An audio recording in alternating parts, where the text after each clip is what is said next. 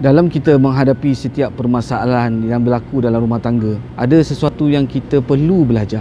Maksudnya, bila kita berdepan dengan sikap suami, bila kita berdepan dengan sikap isteri, satu je Allah nak bagi tahu bahawa aku berkuasa di atas setiap apa yang berlaku. Sebab tu kalau kita tengok balik dalam ayat Quran, kenapa Allah jadikan kita ni berpasangan? Suami yang entah datang daripada mana, isteri pun yang entah datang daripada mana, tiba-tiba kita dipertemukan dan Allah minta kita duduk dalam satu rumah tangga dan mesti berjalan sampai hujung nyawa. Rumah tangga tu, berkahwin tu, dia bukan setengah-setengah. Tak suka pergi, tak suka lepas, tak suka cari lain, cari yang suka je. Jadi kat sinilah sebenarnya yang Allah sebut, di kalangan kamu ni diciptakan supaya berpasangan tu kerana nak membuktikan kuasa Allah di atas setiap apa yang berlaku. Kita bagi contoh macam ni lah.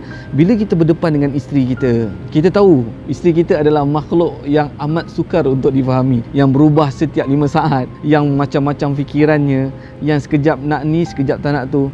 Bila berdepan macam tu, pening tak? Pening. Siapa kata tak pening? Sedangkan Rasulullah SAW sendiri menghadapi karenah para isterinya, dan kita ni pula nak menghadapi isteri kita. Rupa-rupanya dalam kita nak menghadapi karenah isteri, itu semua adalah pahala dan syurga buat kita sebagai suami. Bila kita sabar dengan isteri kita, maka kat situ nanti Allah akan menunjukkan betapa berkuasanya Allah. Kita nak faham isteri, tapi kita tak boleh faham dia, tetapi dengan cukup kita sabar dengan dia dan kita terus mendidik dia, akhirnya kita boleh faham dia. Isteri pun boleh faham kita dan akhirnya kita boleh hidup bahagia. Dan itulah sebenarnya kekuasaan Allah yang Allah nak tunjuk dalam rumah tangga. Sebab tu kalian, kalau kita berada dalam rumah tangga, sebenarnya dia adalah sekolah untuk orang-orang bujang macam kita. Kan?